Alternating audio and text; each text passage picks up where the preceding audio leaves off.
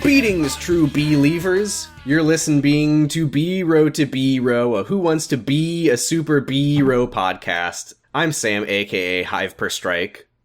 I'm Giga, aka Supreme Being. And I'm Val Flakeup, aka Bewitched, Beguiled, and Bemildred. It's benumbed a word. Yeah, they're all words. I This guess. is a stupid episode. This is a stupid of our episode. podcast immediately. Yeah, it's a stupid episode of the show too.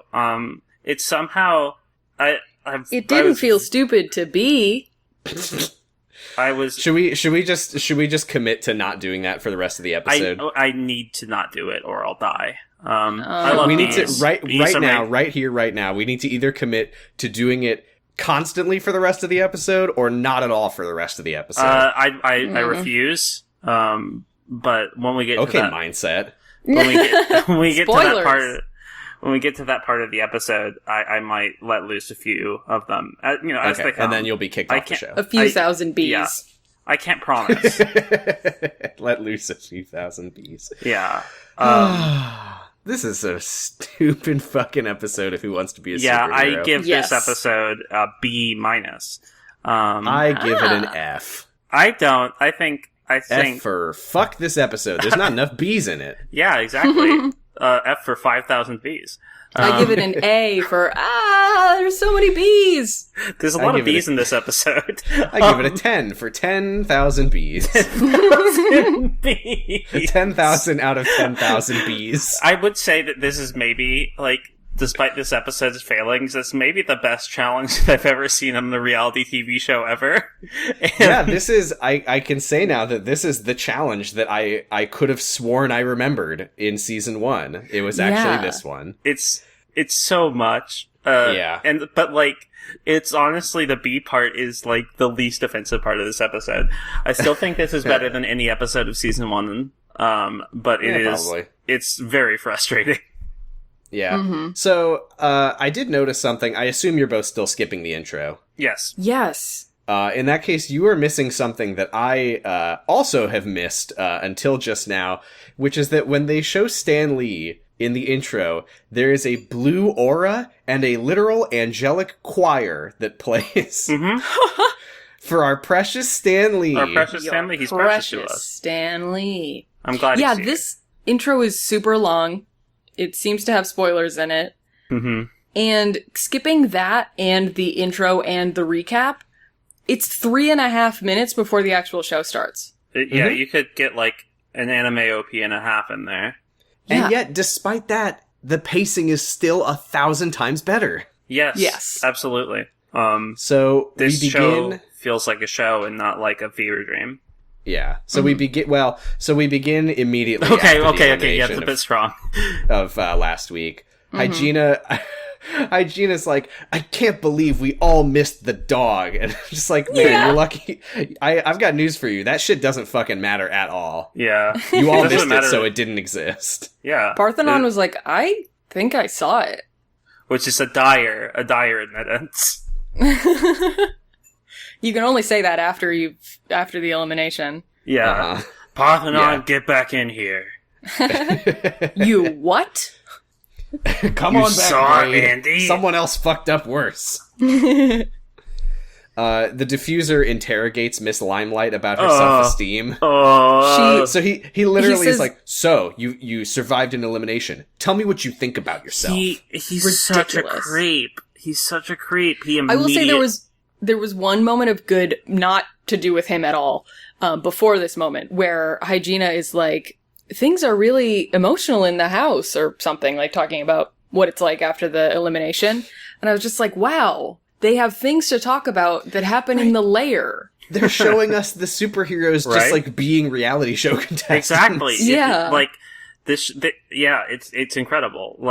We've been conditioned to expect the dirt worst, of course. Yeah. But And then this, Diffuser says something real weird. Oh, which but is, it's so I have a lot of thoughts about this because Diffuser has this tone the entire episode because he's a fucking cop, but he's so creepy and Limelight Trisha Paytas self-infantilizes obviously, and so but he just, like, goes for it hook, line, and sinker, and she's uncomfortable with him. Mm-hmm. Yeah. Well, he says in a talking head in a way that I found very unnerving. He's like, I'm feeling closer to Limelight. I see her as a very young lady who doesn't quite have the self-confidence that she needs. And I'm like, what was in his head there? What took him so long? I love how they cut around and, like, everyone's uncomfortable. And I mean, like, Yep.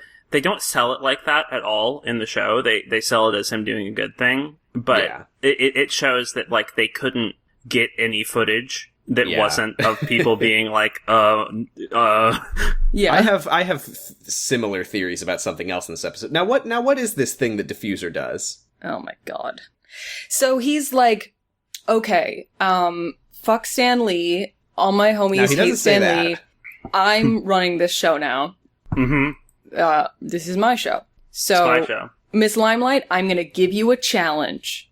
For 24 hours, you can't say, I want you to not say I'm scared, or I'm nervous, or I'm afraid. Can you do that for me? Can you do that for me, Miss Limelight? Can you do that for 24 hours? The way that he says it, he's like, I do not want to hear those words out of your mouth once in the next, like, fucking calm down. He's such a control freak. He's such a fucking cop. It's disgusting. He also, like, if you're gonna suggest something to somebody to, like, help them with their self-esteem, maybe present it to them in a way that, like, they can say no to? Mm-hmm. Even a little? Like, no, he's like, this is what I want from you. Yeah, like, he could have been like, why don't you try doing this? Like, well, then whatever. it wouldn't be predatory and weird. Right. So Because, it wouldn't be like, from Diffuser. And you can't say no to me because I'm a cop and I'll fucking arrest you. Yeah. Right. I'm not even going to give you, like, the ground to stand on to say no. Do you have anything to... If you don't have anything to hide, it should be fine. You should be able to do this for me. Well, so Mindset... The Diffuser is just, like, out of the scene after that. Like, I don't even know if he's still in the room. He went That back might just be into a weird his, like, editing thing, cryo but chamber. Mindset tells Limelight, and I really don't know what his intent with this was, but he basically says, like, I get the sense that you are smarter than you let on, and I think that you're playing a role. And she like starts crying, and she's like, everyone always says that I'm fake, that I'm just playing a role. She deploys the chaff. That is how she introduced herself in episode 1. But like she gets the missile locked on signal in her heads-up display, and she deploys the countermeasures when she's crying. There must have been a prelude to this. Like, there must have been a lead up. There's no way Mindset just, like, randomly walked over to her and was like, I think you're not dumb. I think you play a part. Like, I'm sure there was some kind of conversation. Maybe? But yeah. The best part about this is that in 2020, we know he is 100% correct. He's a fucking genius from the future. We knew it. We knew it already. Wait, he's playing his role. She introduced herself that way. She said, I act really ditzy and everyone always underestimates me, but I'm actually really smart. That's what she said about herself. But but someone else is saying it about her, and so she feels... no, that's one of my defenses. You can't reveal that to the world. Yeah. I mean, she can't... Yeah, anyway, he's playing his role. He's a genius from the future, and so obviously he would know. That's true. He would know. I saw your video about dogs. He's so fucking correct. I love it. Yeah. Oh, she also is like, everyone always thinks that I'm just acting a certain way for attention. It's like, your name is Miss Limelight. Yeah. The irony in her being like, I'm not just, like, doing this stuff for attention. First of all, you're on a TV show. Second of all, you do all sorts of weird, bad shit now just for attention. So, yeah. Either he was right, or he gave her a really good idea.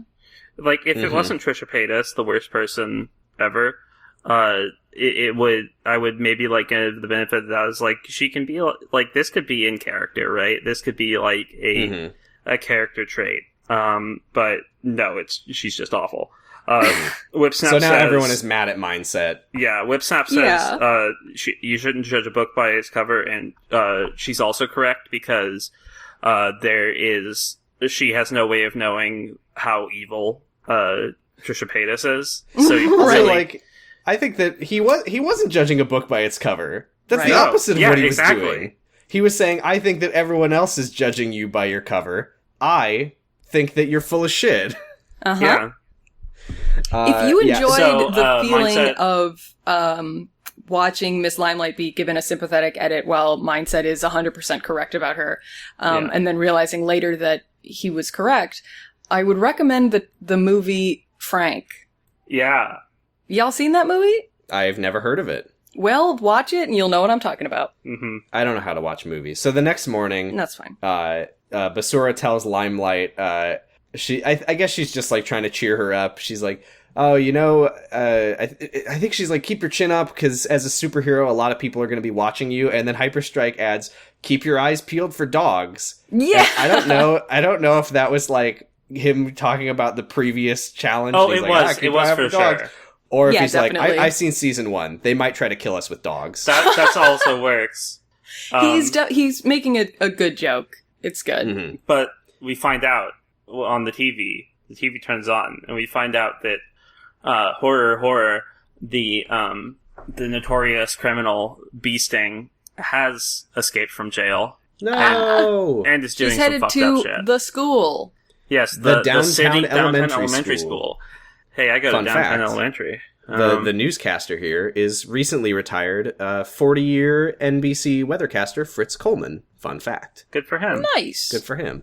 So Friend of the show, Fritz Coleman. Stan then appears Let's on the get him screen, on. by the way, and he's like, you gotta get to the abandoned school. It's Yeah. like, oh, okay, good to know, I guess. Yeah. Why is she Yeah. going there then? It's not actually a danger to the kids. I'm going there to angry dance. I'm going there to do a montage. Mm-hmm, mm-hmm.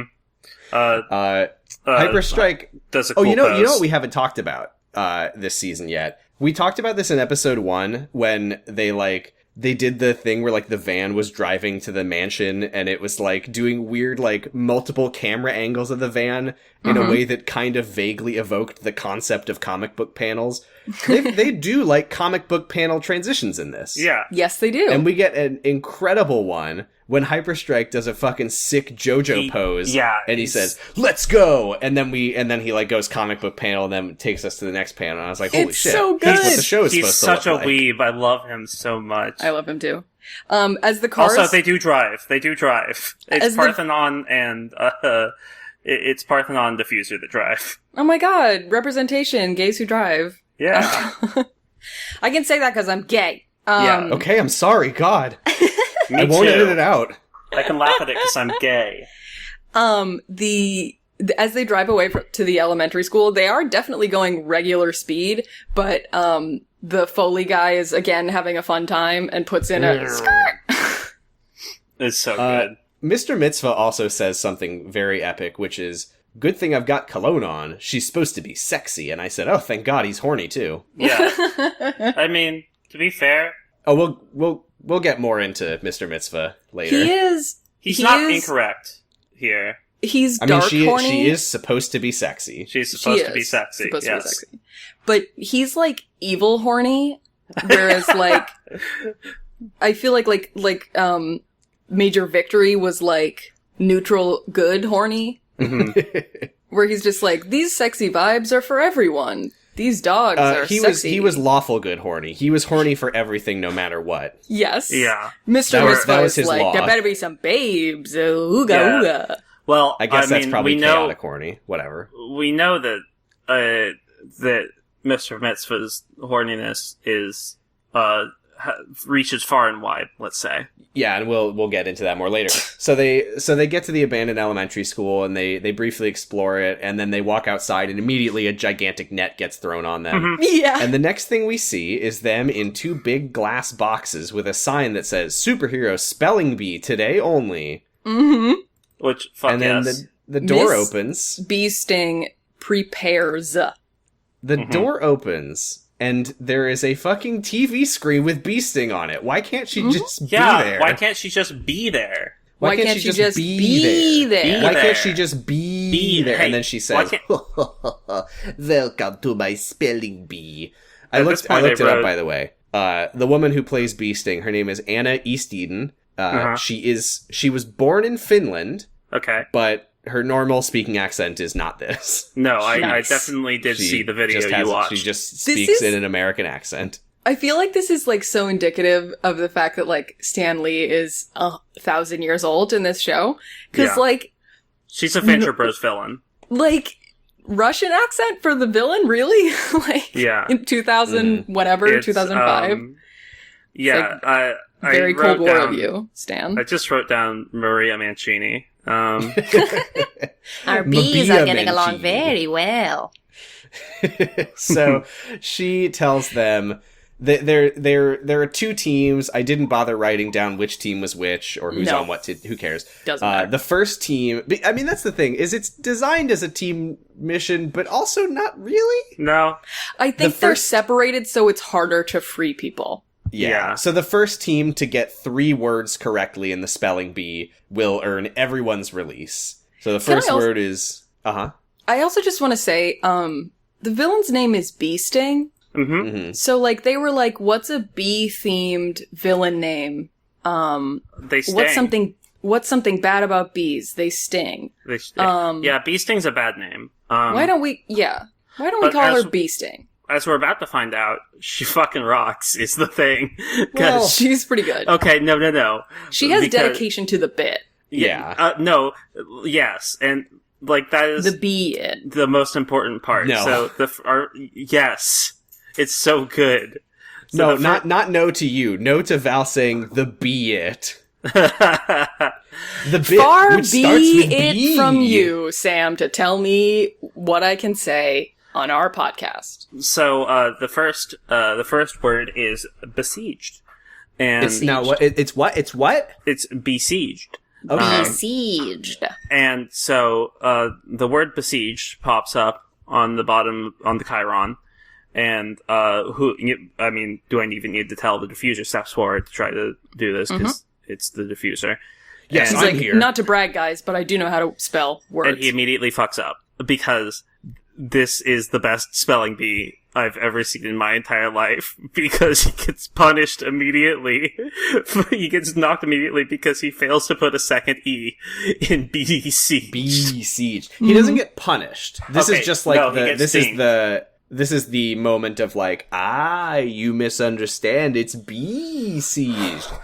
And then Hyperstrike, this is so funny because Hyperstrike is like, oh, I get it because she's about bees. And Bee Sting's just like, you figured out the game. Good for you. And they're all just standing there like, okay. Yeah, they could not give a shit. Yeah, we get it. It's so funny. It's so good that they have to spell it B-E-E every time. He's literally like, oh, she's the bee woman. Yeah. So she's all about bees. And then we get the moment where the word is berate, and Mindset buzzes in and he says, B-E-R-A-T-E. I will not play your games. That is how it's spelled. Yes. And everyone gets mad at him. King. And then his team gets a reward. The best reward I can imagine. It's the fucking Oprah gif. It's 1,000 bees. It's 1,000 bees. It's literally 1,000 bees. It's literally 1,000 bees. I do not get how this show gets away with actual physical challenges. Like, it's so goofy and fake. What? Until like they give you 1,000 bees in a box. Yeah, and then it's like, no, you're really the bees. And then they're just going to have bee stings for the rest of the show? It's so funny. I legitimately didn't believe it until a talking head with Hyperstrike later in the challenge where he's like showing off his stings. Yeah. It's so fucked up. It's so good. Everyone is just miserable. Do you think that when they were like signing up for the show, they had to sign a waiver that's like, you have no allergies to bee stings, and they all just see that and they're like, okay, yeah, I've never been on a reality show, but I guess we'll probably be outside, like...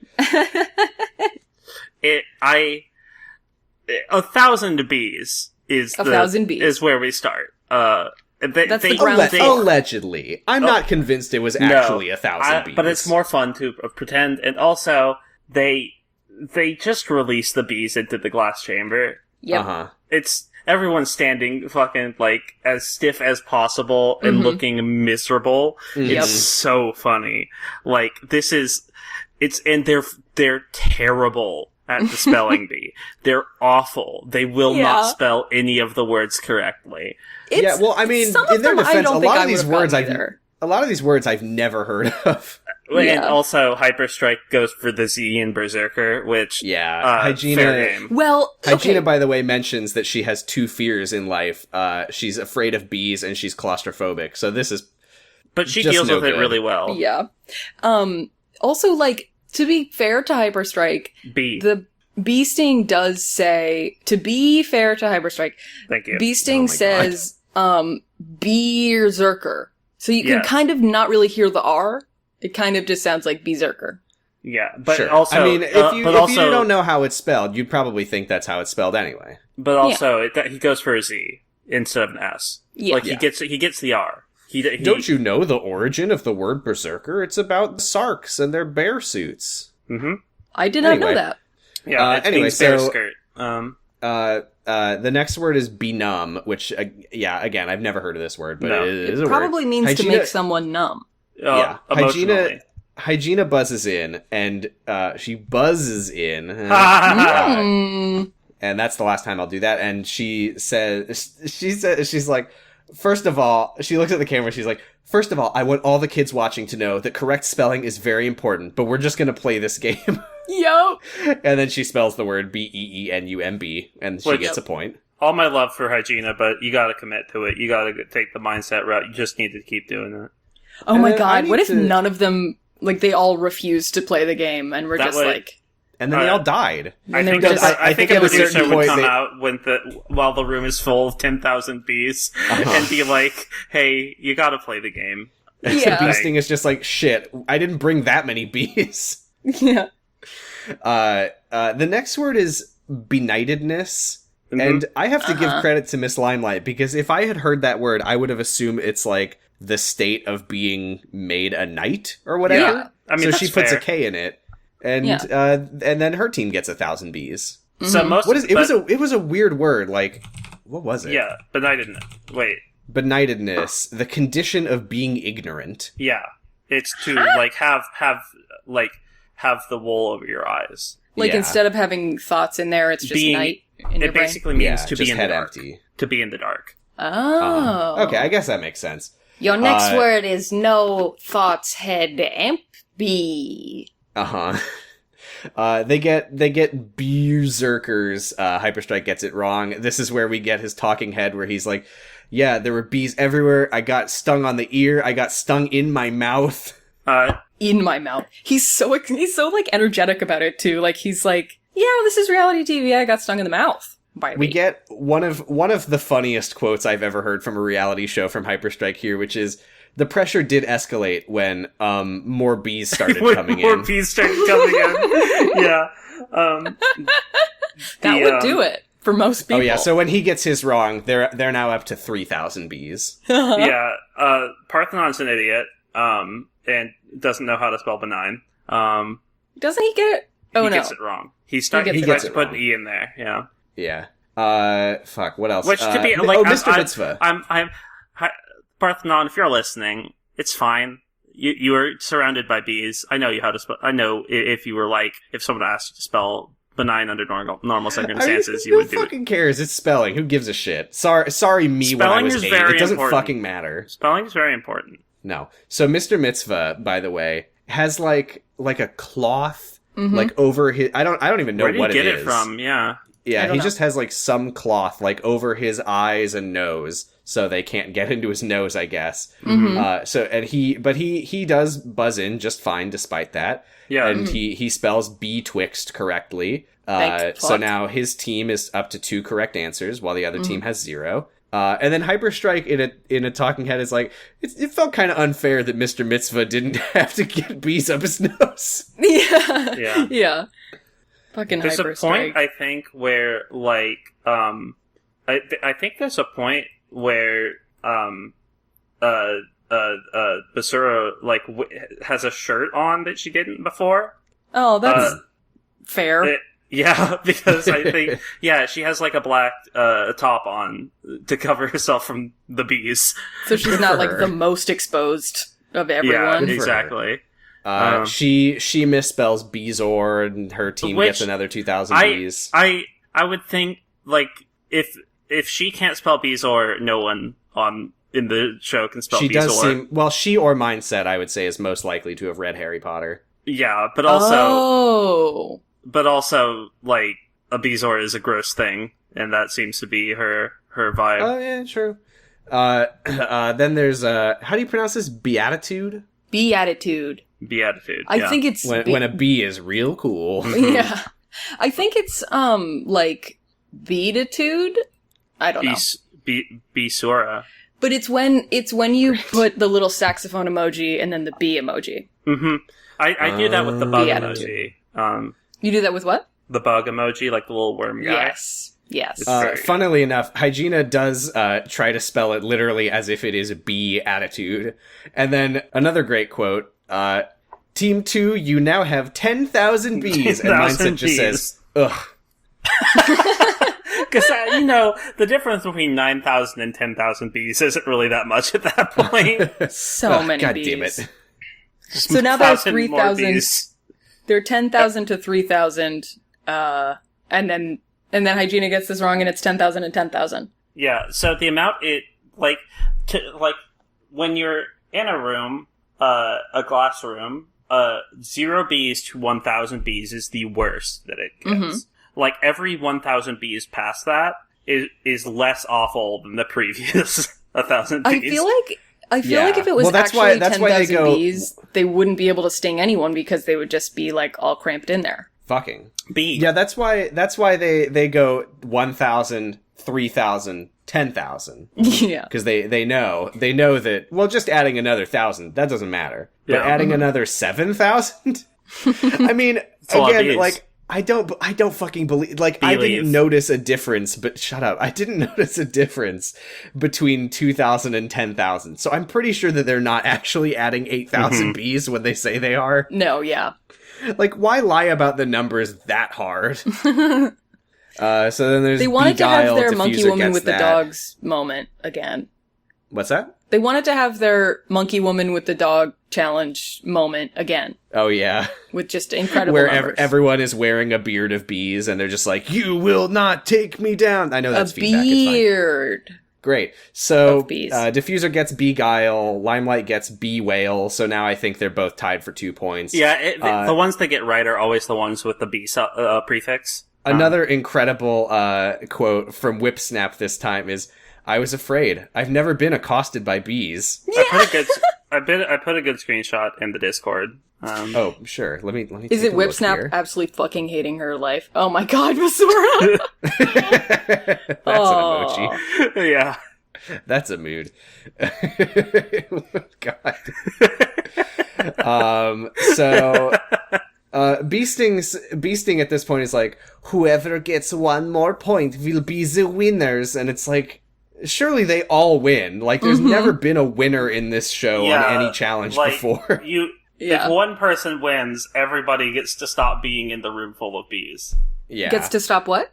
So the next word is Bemire. Basura gets it right. What? Thank Christ. If anyone cares, the team that wins, if you can hear my air quotes, is Basura, Diffuser, Limelight, and Parthenon. Yeah. So then Beasting says, "Okay, you're free to go," and then she dumps a giant vat of honey on both teams. Then the worst thing in the world happens. Yeah, it's I just typed in my notes, like, all caps, no, not honey.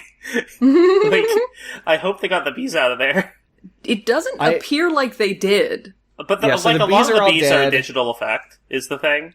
Oh. You can see them, like, with the seams where they forgot, where it's overlapping with the, like, the edge of the box. Oh, okay. Good. But still, yeah, they're now covered in honey. They're now absolutely covered in honey. It's Basura sounds so legitimately pissed off when she's just like, "That's really not cool." Yeah. Yeah. I was legitimately pissed off. She's a villain, Basura. But no, I mean seriously though, the show. Yeah. That's so shitty. Like, these for costumes, no reason. There is a reason. She's evil. No. No good reason. There's a reason for the show. There's and a show reason. It's evil within the show too. Yeah. It's obviously so that they can have the makeover challenge next. Like, yeah. It's just it sucks so much because these costumes are so much better than last last times. Yeah. Like, last times you had Tyveculus and, like, they were Feedback, feedback, yeah. Like, you had very few and far between, like, very high-effort costumes. Yeah. But this time, all the costumes, besides probably Mr. Mitzvah, are very high-effort. And Miss Limelight. Yeah. And guess whose costumes get an upgrade. Anyway. So, we get a talking head from Basura while she is still, like, at the scene, dripping with honey. And she said, you can hear her, like, hold herself back from saying bullshit. She's like, that was bogus. She does call Bee Sting a biatch. Yes. Very good. But they censor it. Yeah, cowards. Mr. Mitzvah gets a talking head where he says, if someone could straighten her out, she would still be sexy without the evil part. She'd make a beautiful, beautiful girlfriend. So fucking weird. What a weirdo.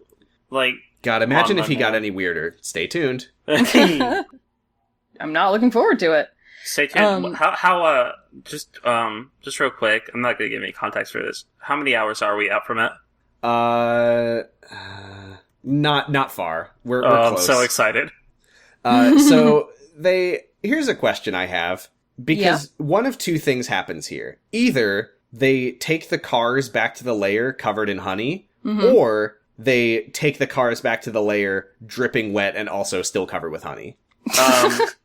Maybe they're hosing off behind the elementary school. Yeah. If that's the case, then they still take the cars back dripping wet and covered in honey. Oh, yeah. Oh. There is no good solution to well, this. here's I hate to I hate to burst your bubble, but it's probably fake. I would bet that the spelling bee was at the quote-unquote elementary school, which was the other side of the warehouse parking lot. I don't think so, because we see the interior of the elementary school as they're walking around, and it does legitimately look like an old elementary school, and the door that they exit through when the net drops on them is the door that her screen is in. I guess we don't know, though. We don't know for sure that shot of the TV is actually from the same setting as the spelling bee. No, we do not. I guess. Yeah. Well, I guess anyway, it's tough to say. It's hard to say, and also we'll find out when we interview one of this season's cast members. Please. We get a please. fun comedy scene if... What's that? Hyperstrike, please. I said Hyperstrike, yeah. please. And we get a funny comedy scene of them all hosing each other down outside. Yeah, the person hosing people down is, of course, the diffuser. Diffuser's like, I know how to hit people with water hoses. Yeah. Come here, Miss Limelight.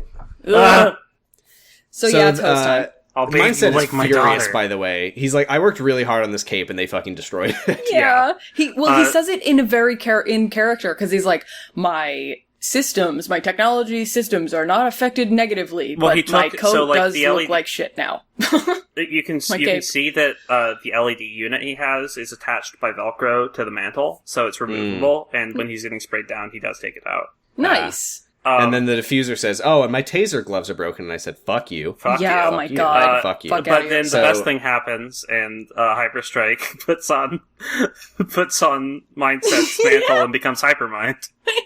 Oh yeah, Mindset didn't look super thrilled about that. No, but I was. So the next morning, they're all in the bedroom, and Stan appears on the TV, and he says, "You have 15 minutes to suit up."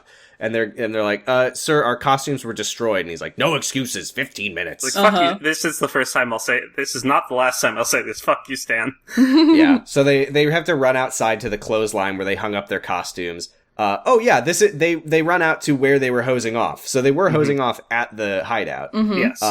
So their costumes are all soaked and or ruined. Diffuser makes a big funny show of handing Miss Limelight her bra, like, "Oh, is this yours?" Waving it around. Funny stuff. Yeah, just Diffuser, stop. Please. God, stop.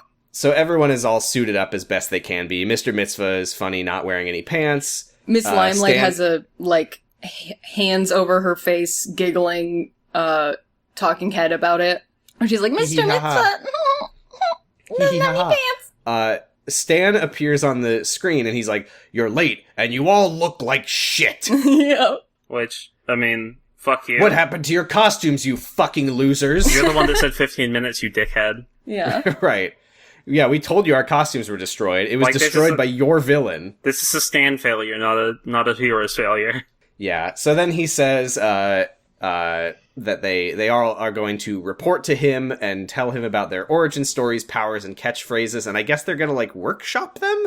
Yeah, he doesn't say that, but they do. That is what they do. Sort of. So before we get to the workshopping, we get a scene in the bedroom, actually, like during Miss Limelight's segment, where all the heroes are just kind of talking about their own stuff with each other. Parthenon says he's got 3 catchphrases: "Rock on," "Who says diamonds are a girl's best friend," and "Bling's my thing." And then famous homophobe Mr. Mitzvah is just like staring at him like in disbelief, and they're playing like the funny music. Yeah, it was very uncool. I actually have a little fun fact here, because this is where I was like, I don't get Parthenon's character. His theming is like all about gemstones, but he's called Parthenon. Yeah. I came across a piece of IMDb trivia, because we know that the diffuser was originally Takedown. Yeah. There are other characters who had to change their names for various reasons, so I have those all here. Mr. Mitzvah was Peaceman,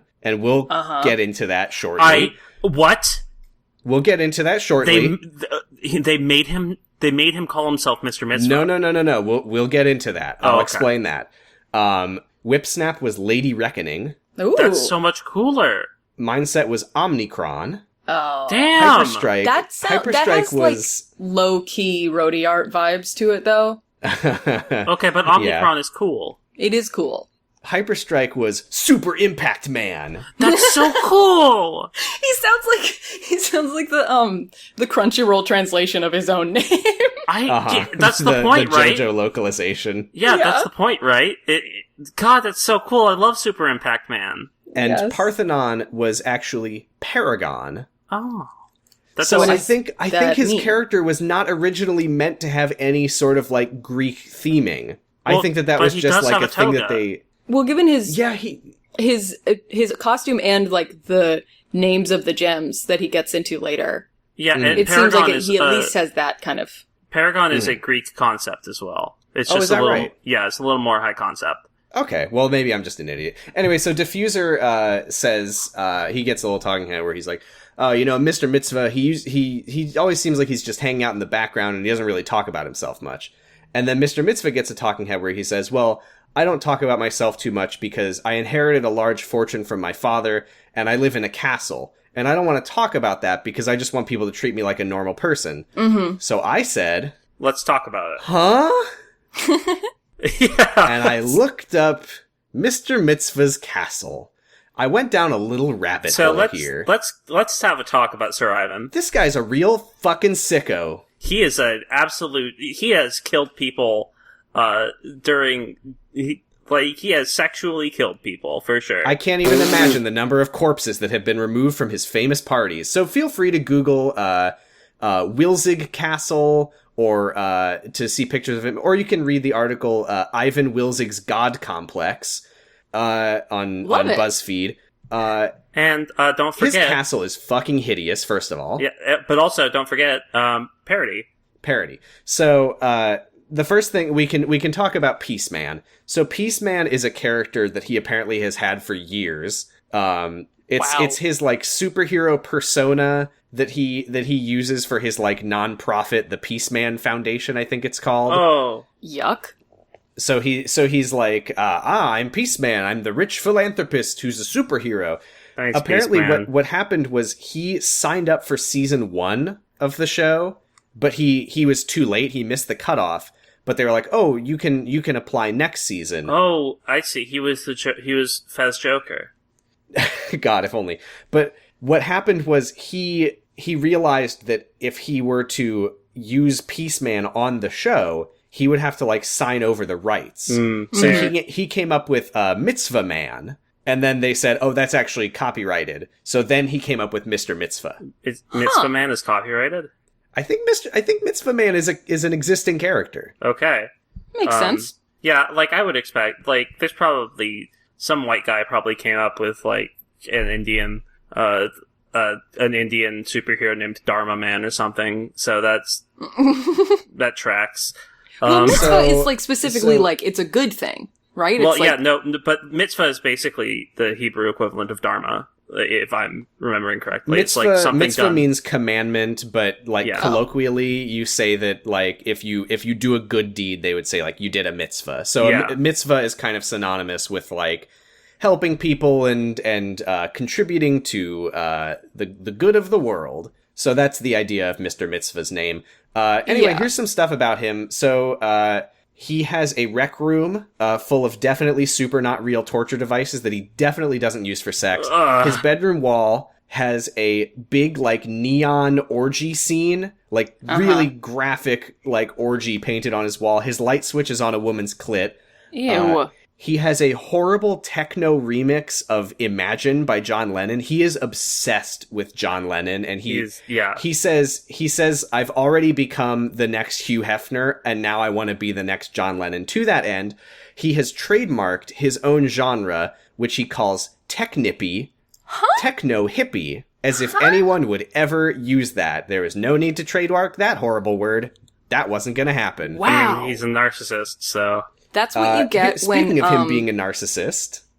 That's what you get when it's, like, really cold out and your fembots have realistic boobs. Is technippy. Yeah, technippy. Speaking of him being a narcissist, here's a little story from his 60th birthday party a few years ago. He's known for his big parties in the Hamptons at his horrible castle mansion. Of course he is. Donald Trump went to one of them. Man.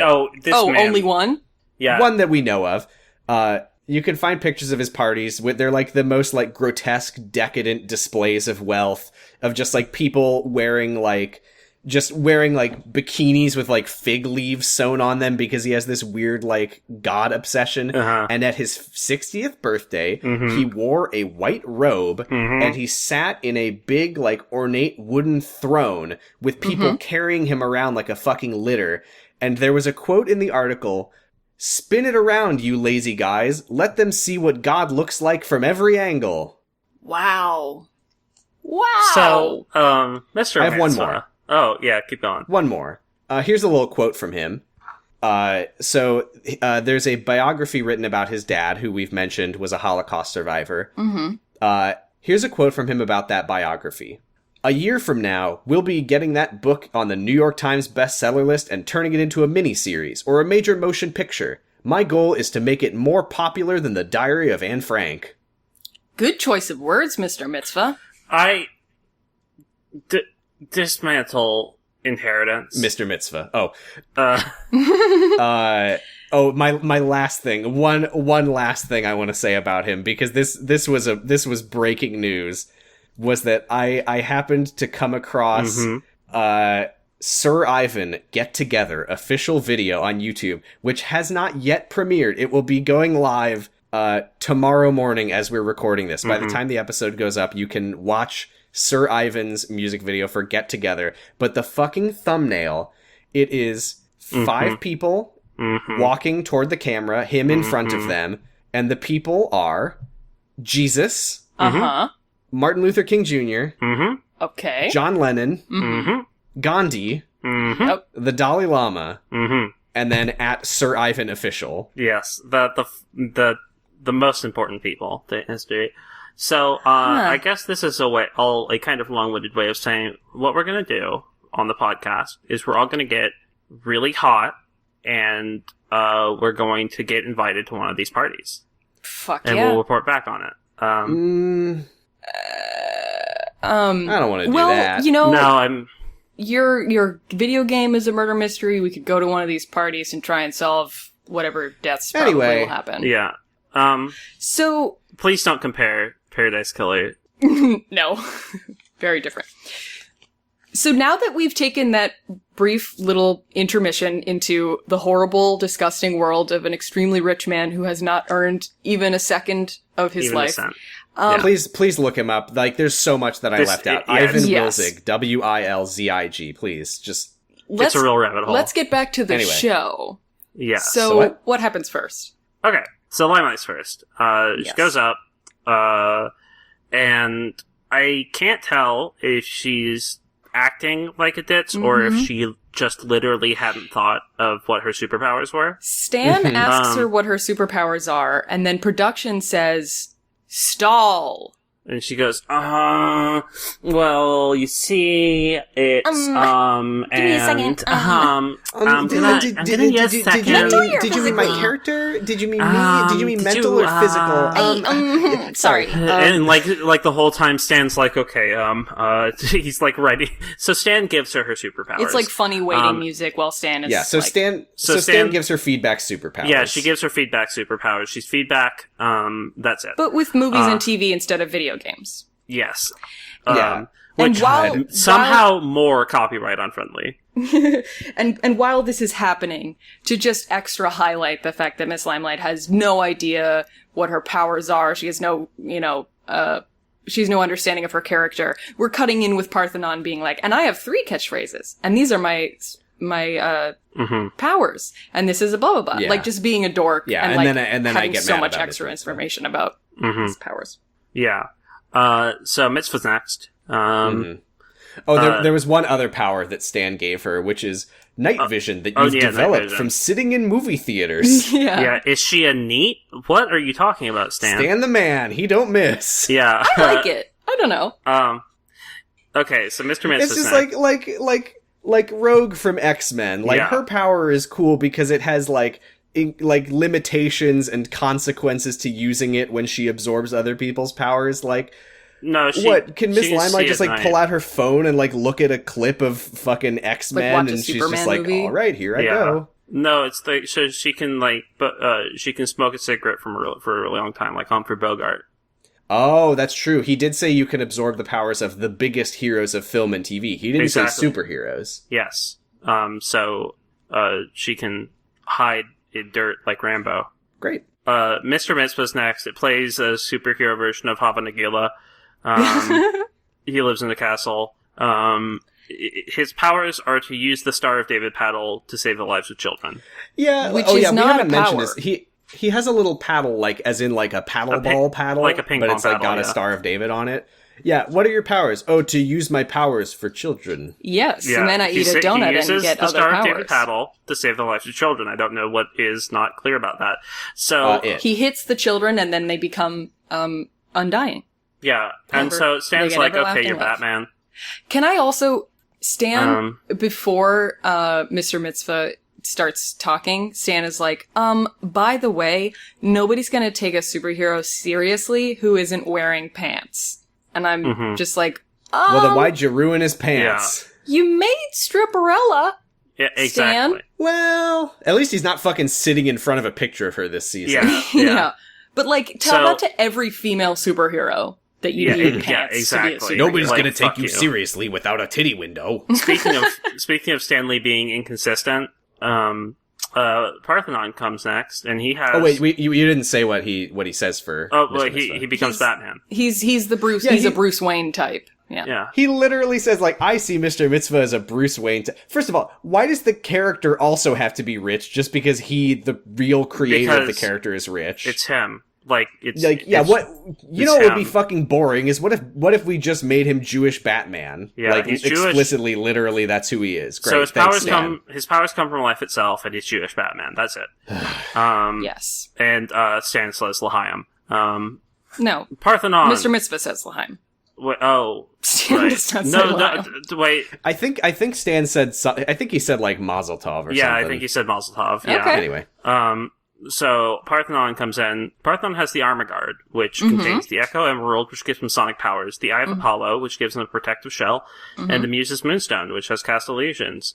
Fucking perfect. I love it. And he can fly a little bit. And yeah, he says he could kind of fly at a normal pace. yeah. What is a normal pace? It just means he can hover Parthenon- at the same speed that he can walk. Yeah. Yeah, City of Heroes, he hits level 14 and he gets hover. Parthenon's a bard, basically. He is. I like his character. I like his and character I like him. a lot, There, and I it said it. plays Yes. the goofy music while he's doing that, and his Stan's like, oh, it's too confusing. Stan, you made the fucking... I believe you made the Mandarin, who has 10 different rings. His Parthenon is Whatever. also, like, his character is not complicated. He has No, different gems he- that do different things. Yeah, Right, he has 3 Blank. of them and he can fly. He's a Yeah. sweet guy. And also, don't bother memorizing this, because, well, we'll get to that. It's not coming up. Well, it will come up again. Okay. Stan's advice for Parthenon is forget about being able to fly. Yeah. Which is ironic, because with the characters in Season 1, he gave them the ability to fly for no reason. Mm-hmm. With Hyperstrike, we learned that he's driven to protect the underdog, and he was a chubby kid.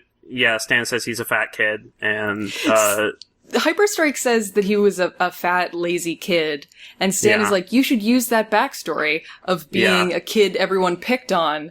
And I was just like, Hyperstrike didn't say that? Yeah. No, that's good. You should use that backstory of being a fucking loser virgin. Yeah. Like, he's Beautiful fine. Joe is the thing. I love, by the way, that Stan's advice for half of the people that we see is just, oh, that's good. Your character should just be you. Yeah. Uh-huh. Speaking of thanks, which, Diffuser comes in. Sorry. I have one note about Hyperstrike. Quick one. We haven't mentioned that as everyone leaves the room, they do like the kind of like freeze frame comic book style filter. And then it has a little blurb on the screen of like their catchphrase or whatever. We haven't mentioned any of the catchphrases before because they're boring, but Hyperstrike's is just, I am Hyperstrike. Yeah! Which is great. Diffuser comes in next and does some bullshit. He at some point says, I became a very large child. I became a very large child. Which he is like, was okay. the giant baby. Thanks, Mitski. I've been big and small and big and small? No. A tall child. Tall child. Get some rest, you tall child.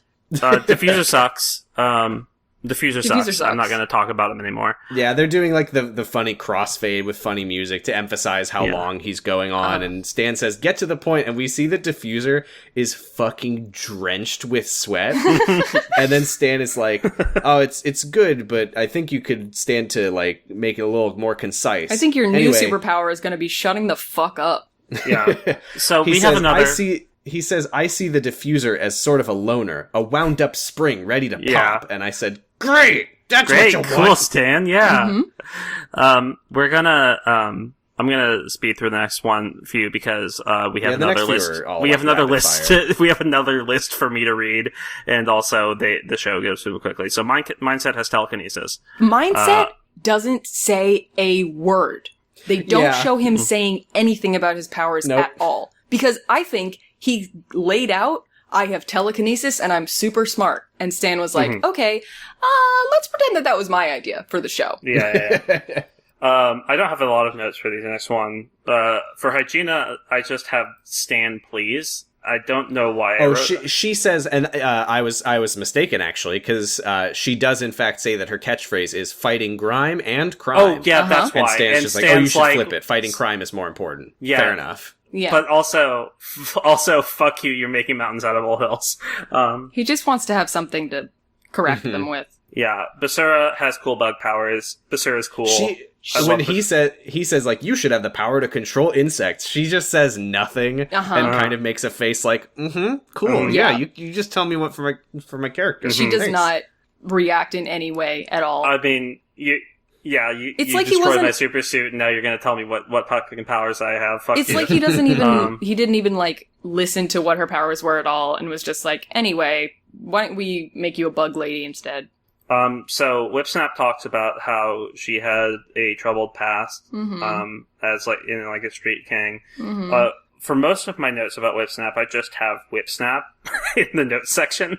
I don't know why. I mean, that's all you need to. Like, I'm getting a little uncomfortable with the way that they portray Whipsnap because it's like they keep playing the emotional music when she's on screen, but like they're not like telling me like what the stakes are or like why my heartstrings should be getting tugged. Exactly. Like, come on, guys. I think they did. I think if they hadn't put this anywhere else, it might have worked. Like, if she hadn't cried in the first episode, like, twice, it would have been interesting, because Stan is like, what's Whipsnap's background? And she's like, she had a rough childhood, and, you know, she had to make it on her own, and blah, blah, blah. And she's, like, getting choked up while she's saying this, and Stan is like, this was, like, your real life, wasn't it? And she was like, yeah, basically. I've overcome so much. And like... Yeah, and then he says Whipsnap should be Spider-Man. I liked that. I like that he was like, okay, turn your street smarts into a sixth sense. You can sense when danger is coming. Because it's like making a positive out of a negative. And also, I that don't means, dislike it, but it does bother me that he just keeps fucking giving people powers of existing superheroes. But Yes. the thing is like Spider-Man is Stan's like biggest thing, right? Mhm. Uh-huh. And so that's kind of meaningful to me. At least Yeah, I I choose. guess. I That's choose to true. make it meaningful before It's I either hate meaningful Stan. or uncreative. Before we get to the next section. It's either meaningful or completely meaningless. And we're about Take to get to your the pick. next section where I want to kill Stan Lee if he wasn't Mhm. already out of here. So, oh wait, never mind. Go on. I was thinking Go on. of a different part. Okay. So my next note, I don't let me look at the episode here. If there's any He says like, you all look like shit. Mhm. You yeah, should be okay, ashamed yeah, of okay, yourselves. okay. So I have written down here. Oh no, not more super suits. Now, Um. you just did the list of superpowers. Yes, would you like to do this? Yes. Can I? Okay. You may. Wonderful. You don't need my permission. Well, I've got it anyway. Yeah. So Stan says superheroes... I'll allow it. Thank you. I'll allow it, but watch yourself, McCoy. Too You're on jolly. thin ice, Val. Thin ice, McCoy. So Stan says, all right, superheroes, you all have cool superpowers now, but you still look like shit. So Mhm. I I think wonder who did that. it's time for you to get makeovers. Woohoo! And Makeover, Limelight has been makeover. given a favorable edit this episode, I guess, so she goes first. And her costume is actually pretty good. It's pretty Yeah, good. upgrade. It's She- like a Marilyn Manson thing. She gets rid I of... skipped the Marilyn dumb women in Manson. lab No, coats, Marilyn by the way. Monroe. Not Marilyn Monroe. Yeah, you know what? That does make more sense. This That does is make the more new. sense than I what mean, you this said. is the new shit. So her old costume was like black and silver, like just a shirt and some leggings and a white wig. The Yeah, wig like is gone. dress, you know. She's got like a lime corset, which is cool, and like Mhm. Yeah. silver leggings with like lime stars on It them. looks pretty good. Yeah, Yeah, it's, and, it's pretty They good. Her also hair- gave her a little prop mirror, which is fun. her hair is curled, and it doesn't stay that way. She comes out, and it's looking very nice. And in the talking head, it looks less nice. It's deflated. Yeah. Yeah. So Oh well. Yeah. She gets like I have upgrade or downgrade written for all of them. mhm. There's more downgrade than upgrade. Yeah. This There's one's some she is- good costumes this season. She is one of the two. This one's definitely upgrade. Yeah. Yes. So next we get Hyperstrike. The poor boy got Tyveculus Speculist. so Yeah, hard. that's exact- And learning I- from season 1, so he has like this all spandex outfit now. I'm screaming, by and the way, throughout it this looks entire thing. stupid and bad. Okay. I do need to say, in a lot of ways, I like his original better. I do think that this isn't terrible in the sense that it evokes like images of like Power Rangers to me, which I think is very fitting for him. Yeah. Well, you're wrong. he has the like forehead band thing. I hate it. I hate it so much. I think it they looks could've- awful. I think they could have done better with his original concept. Like I don't Yeah. Yeah. I wish that he had something in between that and this, because his old costume was like all black and this one it's like red and shiny white. So it's like I think the Interesting. red and white works for him. I like that the chest has like a big like starburst, like a comic book like punch effect. Mhm. yeah. But, But the none of that tights really matters. are too much. Yeah, I think that a middle ground between this and his original would have looked a lot better. And, This like, with his original pants? Perfect. Yeah, And like, give him he back said- his fucking shinobi scarf. That looked so good. Like Yeah. when it shows them side by side, like his original just looked so much better. He has Yeah. like the halter, he has the gloves, he has like martial arts stuff, and it just looks so good. They do the same And- thing that they did to everyone in season 1, which was just, let's just give you a spandex generic thing that's kind of similar to your old one. And yeah, so that's he- a big problem I have with this. So Hyperstrike says, "Oh, I watched season 1. I know what to do here." Uh-huh. Yeah, And he says, And he Stan, I don't says- really like this one. I mean, he doesn't even And say he- that. He just says, like, I'm kind of missing my old costume. And Stan is Yeah, like, and He says he's not a fan of tights. too bad? Go fuck yeah. yourself. Fuck you. I'm Stan Lee. Stan I'm is like, Stan "Well, Lee. I have to admit, I'm a little disappointed in you saying that. Why I didn't designed you try really it hard for a on while? this."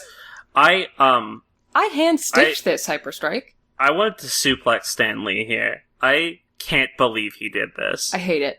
I can't believe. I'm screaming, like I'm tearing my fucking face apart. Just like No, thank What? you for your honesty. Just, Yeah, no, he gets fucking called out on it. Like, later, during the elimination, I hate this so much. Yeah. Like, not only Can't win with Stan. Stan, I can't believe you did this. If this was a radio show, then it would make, like, the edit they're trying to give of Hyperstrike being, like, a kind of bratty, like, young guy would make sense. But we have eyes, and they show us visually what the old costume and the new costume look like, and so we know that he's correct. Yeah, it's just that he had such a thing going, like, he knew exactly what he wanted out of his original costume, and this is not it. Right. It's just his new costume is founded on, like, a misunderstanding of what his character is. Right. I mean, especially, like, the fact that it goes from the neck thingy, what is it called? A scarf? Right.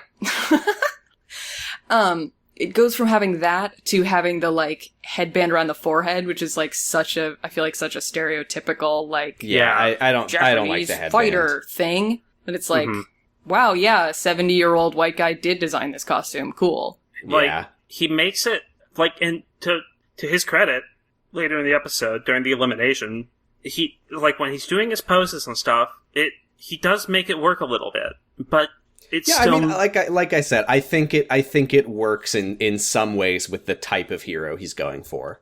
I understand why he doesn't like it, but... I just hate it.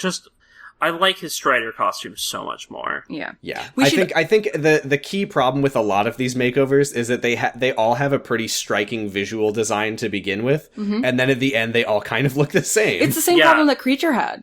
Where Creature looked really fucking weird, but at least she had, like, a distinct... Yeah, Creature didn't make any sense after the updated costume.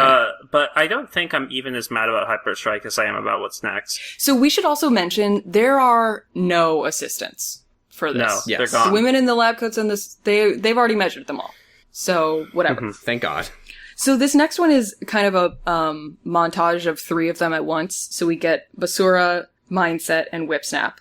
So Basura goes first, and she's basically just wearing, like, kind of creature outfit, sort of. Like, she's just wearing a bikini and boy shorts. I'm so pissed about this. But she does have thigh-high boots that look pretty fucking sick. Yeah, those are good. I do also want to give them credit. They gave her a cape, which she didn't have before. Yeah. But it did look like it was made of a garbage bag. But I hope it was. But at the same time, her leather jacket was really cool.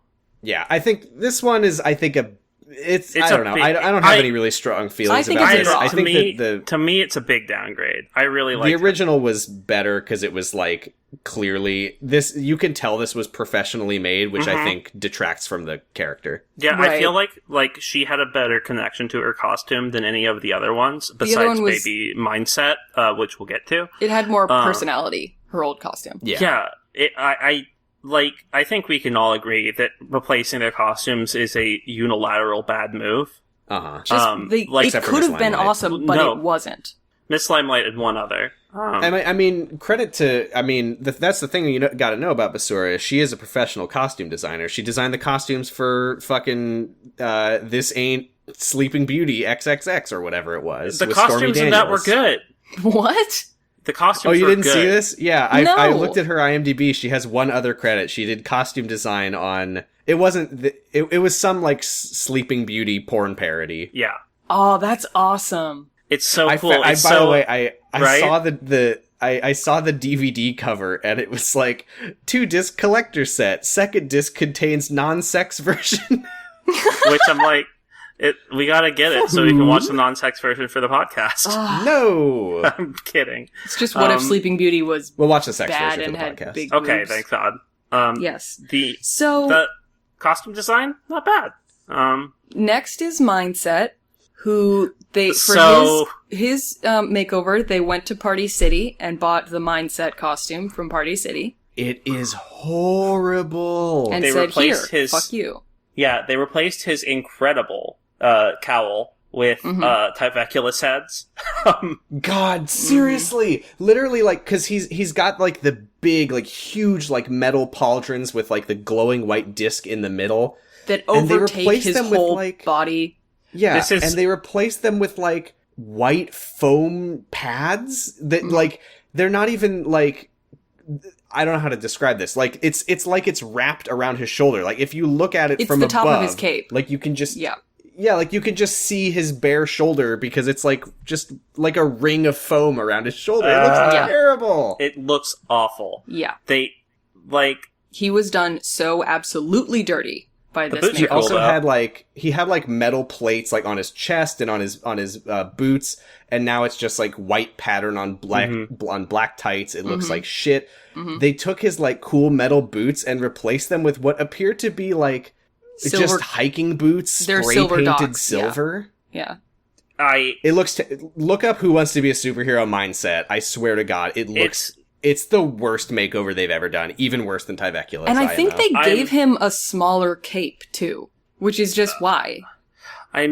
This episode is like, when the costumes get changed, what happens is that the people who have the worst costumes get upgraded, and the people who have the best costumes get downgraded. That's just what happens. Mm-hmm. And so, in the first series, where there weren't a lot of great costumes, it was fine. Most like, people whatever, got upgrades. they're all sparkling now. In this, where it's mostly good costumes, it's very upsetting. Because it's like, it's just watching these people's hard work be, like, flushed down the toilet by Stanley. It's really...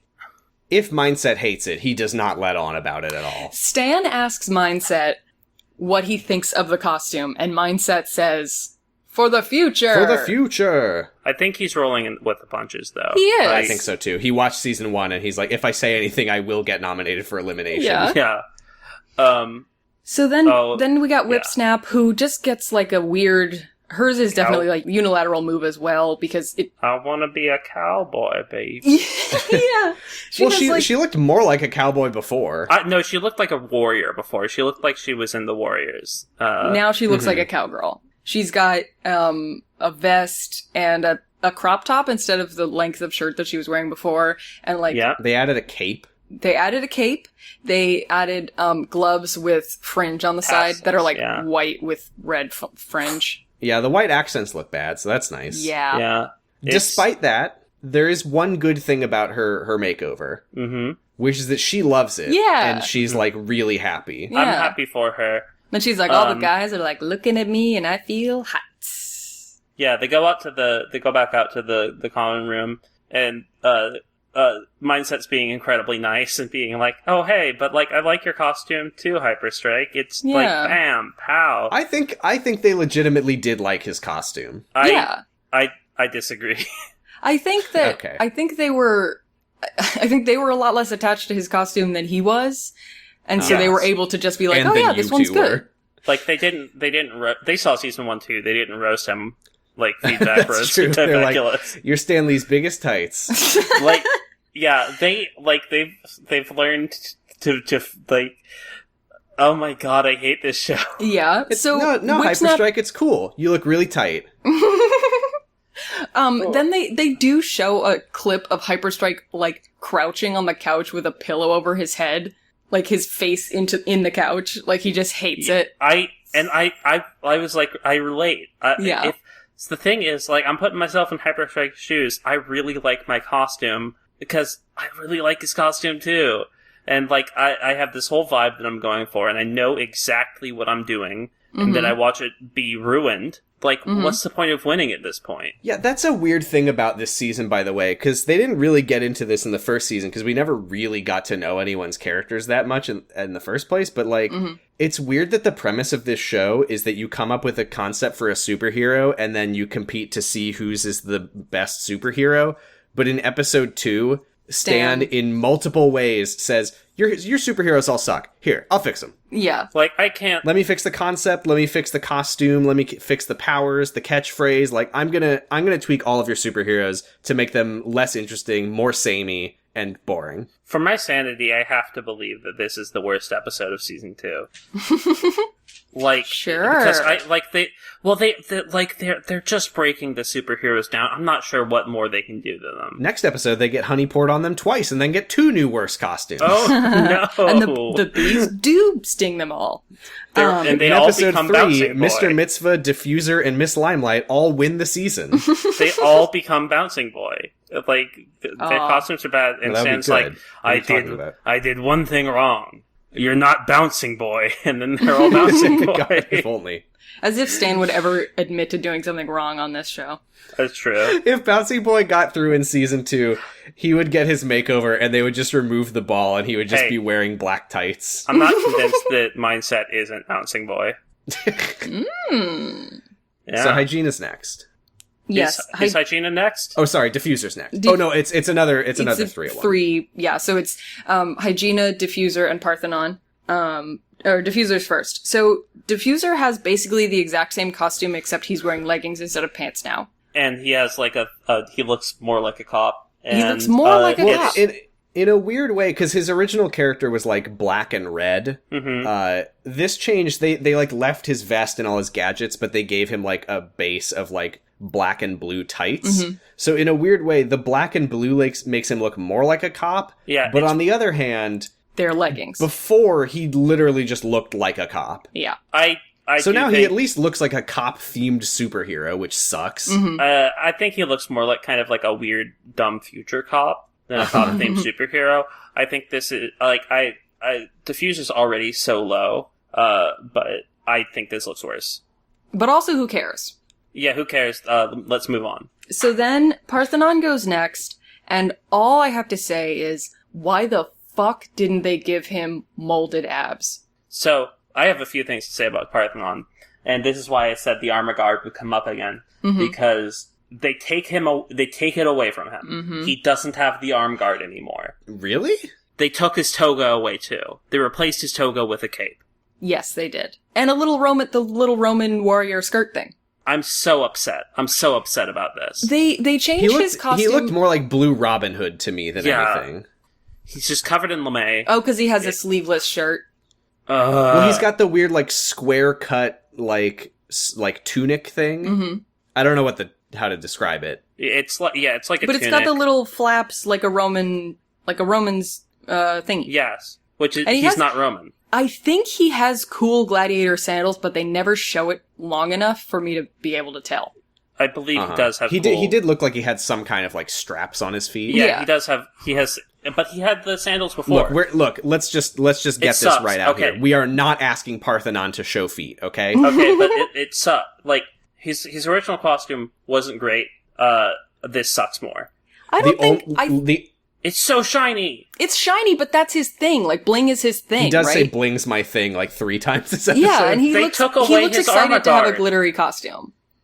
I didn't notice his armor guard being taken away. It's not there. I thought he showed it when he walked out. The reason you didn't notice it being gone, Sam, was that they take it away for the makeover scene, and he's just wearing the new costume. But then later, he puts it back on. So later, when no spoilers, they have reason to show their arm in a talking head, he shows... Oh, God. And you see that he's wearing his thingy still. Okay. Thank God. I have one positive thing to say about his costume change, which is... On his original, he had, like, the flat blue tights with, like, weird abs drawn on, and it looked terrible. They replaced that with a nice big P for Parthenon, which they I should thought have given was him fine. molded abs, though. They should have given him, like, the Greek breastplate that has the abs on it. Now, that would have been pretty fucking cool. That would have been so cool.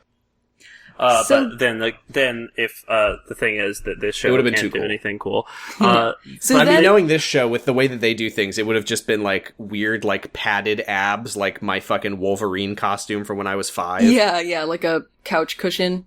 I'm excited for the biggest upgrade we're not there yet. So next is Hygiena, who they also went to Party City and bought a Leg Avenue costume for. I'm so pissed about Hygiena. She has like a milkmaid dress, basically, with like a black, like teal and then a black, I don't know if it's a corset or just a different segment. It's an apron. I believe it's an apron. That would make sense. But it's also a bustier, yeah. And it's a little skater skirt with it's like very flouncy and short. Yeah, it's so much worse than her original. I liked it better. I think she feels cute in it. And I think the fashion was different back then, and... Maybe. It does look a little more purposeful. It looks a little bit less like, this was the closest I had to this costume. I like the original I think the original better. felt a little too thrown together and a little too busy. They I took think away- that this one has, it's more like, it's more of a consistent, concise color scheme, which I appreciated. Yeah. They took away her glitter. I wish that she had had big yellow gloves, though. They took away That her would have glitter. been good. Like cleaning gloves. They took away her glitter. Yeah.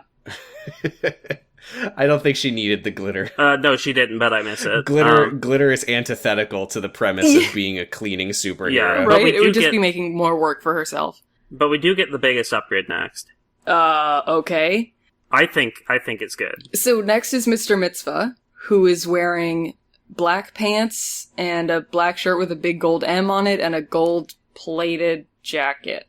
Why? Okay, his previous thing was jeans and a black plated jacket with M's on the breasts of. The thing is, it's not that big of an upgrade, but to me, like, even like a tiny upgrade is the biggest upgrade on this. I think it's mildly better. I thought his original was just really boring. Yeah, it looks better. It has better color separation. The thing is, his new costume his old costume looked like a slightly bad costume. His new costume looks like an outfit, a bad outfit. Yeah.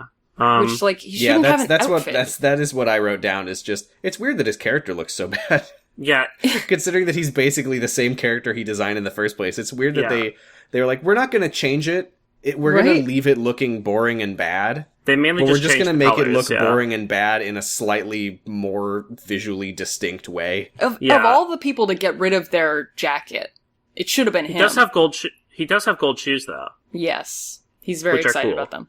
So they're talking in the living room about their costumes and stuff, and then the TV comes on, and this is where I realized that every time they've been in the living room together and the TV comes on with Stan on it, they have cut in a little audio clip of Miss Limelight going, "Oh, oh, oh," and like pointing at the TV. Because they're shifting their attention to Stan now. Right. Yeah. Mhm. It's stand time. Okay. Oh, it's stand time. I have one last thing to say about the new costumes.